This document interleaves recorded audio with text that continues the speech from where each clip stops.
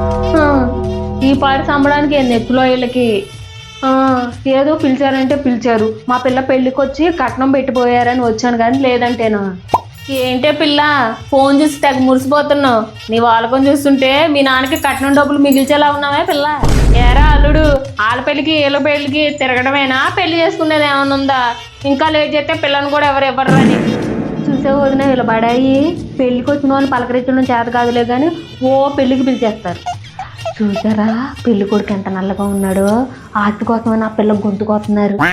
చూసారా వీళ్ళ బడాయి తగ్గట్టు ఒక కారు కూడా రాలేదు. అదే మా కూతురు పెళ్ళికైతే నా రోడ్డు నిండా కార్లు ఇంకా సరిపోవని పక్క రోడ్లో కూడా పెట్టించాం.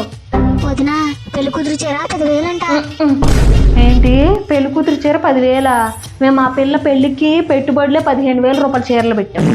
చూసావు వదిన, డెకరేషన్ మీద పెట్టిన కాన్సన్ట్రేషన్ వంట మీద పెట్టుంటే ఎంత మంచిగా వచ్చే. నోట్లో పెడితే ఒట్టు అస్సలు బాగలేదు. అయినా నాకెందుకులే అమ్మా, పెళ్ళికి వచ్చామా కట్నం పెట్టామా వెళ్ళినట్టే ఉండాలి.